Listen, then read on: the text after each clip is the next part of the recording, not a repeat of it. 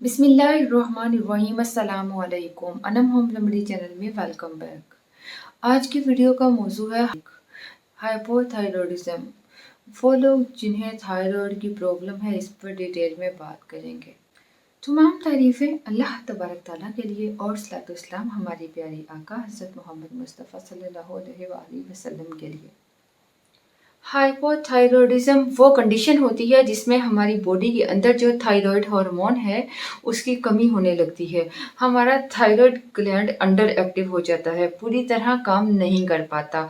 ये एक बहुत ही कॉमन प्रॉब्लम। अगर हम स्टैटिक्स की बात करें तो तकरीबन दुनिया में 12% लोग ऐसे हैं जो कि इस प्रॉब्लम का शिकार हैं। ज़्यादातर इसमें से वो लोग होते हैं जिसे इनिशियल स्टेजेस में इस बात का अंदाज़ा ही नहीं होता कि उनके अंदर थायराइड हार्मोन्स की कमी हो रही है। ऐसे में बहुत ही इम्पोर्टेंट है कि हमें इन सिम्टम्स को समझना चाहिए ताकि वक्त के साथ अगर हम खुदा न खास्ता इस किस्म की प्रॉब्लम का शिकार हैं तो उसे समझ जाएं और सही वक्त पर उसका इलाज करवा सकें। तो चलिए बिना किसी देर किए इस वीडियो को शुरू करते हैं, जहां मैं आपको बताने वाली हूं 10 ऐसे साइन और सिम्टम्स जो आपके अंदर थायराइड हार्मोन्स की कमी की तरफ इशारा करते हैं।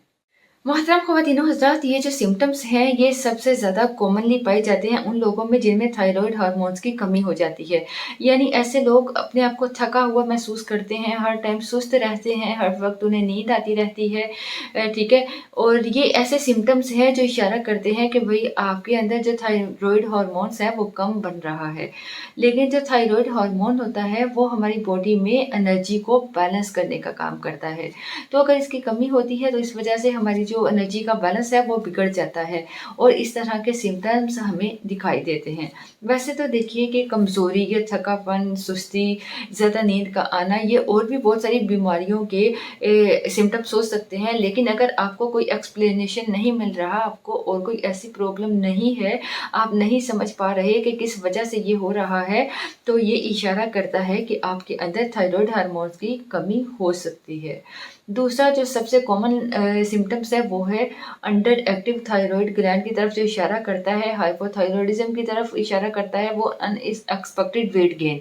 अगर आपका वेट अनएक्सपेक्टेडली बढ़ता चला जा रहा है, ठीक है, बिना किसी वजह के, तो ये भी इशारा हो सकता है कि आपके अंदर थायराइड हार्मोन्स की कमी हो रही है।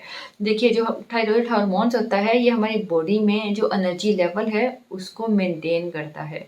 अगर थायराइड हार्मोन्स की कमी हो जाती है तो उसकी वजह से जो हमारा मेटाबॉलिक रेट है, ठीक है, वो मेटाबॉलिज्म जो रेस्ट के वक्त होता है, ठीक है, रेस्ट के वक्त जो हम एनर्जी बर्न कर रहे होते हैं, हमारी बॉडी जितनी कैलोरीज बर्न कर रही होती है उसको कहते हैं बेसल मेटाबॉलिक रेट।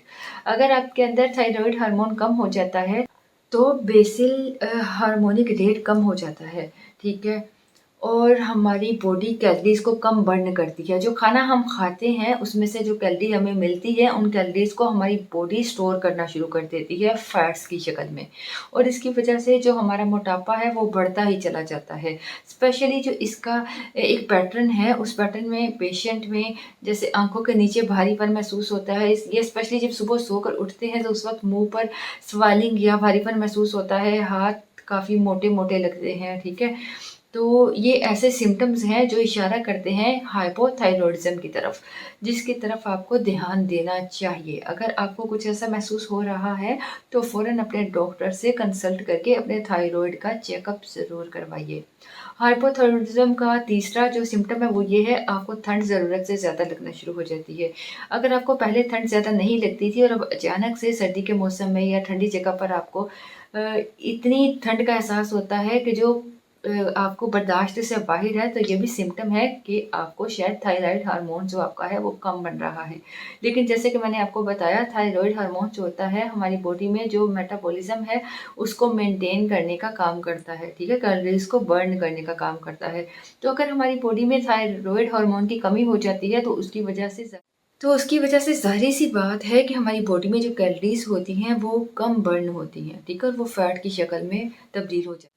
जब कैलोरीज कम बर्न होती हैं तो बॉडी कम हीट जनरेट करती है। इसको ऐसा समझ लीजिए, जब आप वर्कआउट करते हो, जब या भागते दौड़ते हो, तो उस वक़्त आपको बहुत ज़्यादा गर्मी लगनी शुरू हो जाती है। ये गर्मी इसीलिए लगती है कि उस वक़्त आपकी बॉडी ज़्यादा हीट जनरेट कर रही है, ज़्यादा कैलोरीज़ को बर्न कर रही है। लेकिन हाइपोथायरॉयडिज़्म के केस में ऐसा नहीं होता, आपकी बॉडी कम कैलोरीज़ को बर्न करती है, ज़्यादा कैलोरीज़ को स्टोर करना शुरू कर देती है, जिसकी वजह से आपको ठंड का एहसास ज़्यादा होता है। चौथी सिम्पटम्स होती है जॉइंट पेन या मसल्स पेन या मसल्स टायर्डनेस। अगर हमारे अंदर हाइपोथायरॉयडिज़्म होता है तो हमारी बॉडी में कैटाबॉलिक एक्टिविटीज़ बढ़ जाती हैं, जिसका ये मतलब है कि हमारी बॉडी अपने ही टिश्यूज़ को ब्रेक डाउन करके उसको एनर्जी के तौर पे यूज़ करना शुरू कर देती है, ठीक है? इसे बोलते हैं कैटाबॉलिक एक्टिविटी। अब होता क्या है कि अगर आपके अंदर थायरॉइड हार्मोन कम हो जाता है तो ये कैटाबॉलिक एक्टिविटी आपके मसल्स को, टिश्यूज़ को ब्रेक डाउन करना शुरू कर देती है, जिसकी वजह से आपके जो मसल्स हैं वो कमज़ोर होने लगते हैं। आपके जो जॉइंट्स पर प्रेशर पड़ता है, जिसकी वजह से जॉइंट पेन होता है, आपके मसल्स में क्रैम्प्स आने लगते हैं, दर्द रहने लगता है। थोड़ा बहुत चलने से भी आपको पेन महसूस होती है, या थोड़ी देर आप खड़े रहते हो तो आपकी टाँगें जैसे दर्द होने लगती हैं। इस तरह की ऐसी दर्द या वीकनेस जो आपको जॉइंट्स में महसूस हो रही है, तो ये भी इशारा होता है कि आपके अंदर हाइपोथायरॉयडिज़्म की शिकायत हो सकती है। थायरॉइड हार्मोन्स की कमी की वजह से जो हमारे हेयर फॉलिक्स होते हैं, उनके अंदर ग्रोथ जो है वो होनी रुक जाती है, ठीक है? वो रीजनरेट होने बंद हो जाते हैं और उसकी वजह से हमारे अंदर बाल्डनेस, गंजीपन की शिकायत हो जाती है और बाल झड़ने लगते हैं। ये भी एक बहुत सिम्पटम्स है, कॉमन सिम्पटम है जो हाइपोथायरॉयडिज़्म का इशारा करती है।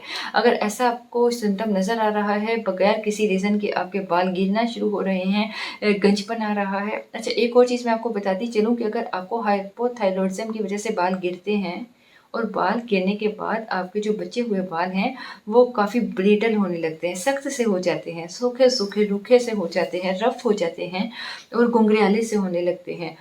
तो इस तरह का अगर आपको अपने बालों में पैटर्न नज़र आ रहा है, तो ये क्लियर कट साइन है कि आप में हाइपोथायरॉयडिज़म है। अगर इसके अलावा कोई आपको सिम्पटम्स नहीं नज़र आ रही, बल्कि आपको हेयर फॉल हो रहा है, आपके बाल पतले होते जा रहे हैं, हल्के होते जा रहे हैं, तो ये एक इशारा है, सिम्पटम्स है जो हाइपोथायरॉयडिज़म की तरफ इशारा करता है। जिनमें हाइपोथायरॉयडिज़म होता है, उनकी स्किन अक्सर है ड्राई हो जाती है और उसमें इचिंग होने लगती है।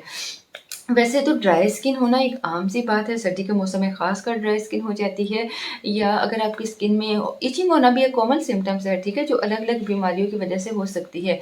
लेकिन अगर जितने भी सिम्पटम्स आपको मैंने बताए हैं, उनके साथ अगर आपको ड्राई स्किन और इचिज़ की प्रॉब्लम हो रही है, खुजली महसूस हो रही है, तो ये इशारा है जो कि आपको बताता है कि आपका थायरॉइड ग्लैंड कम हो रहा है और आपको हाइपोथायरॉयडिज़म हो सकता है।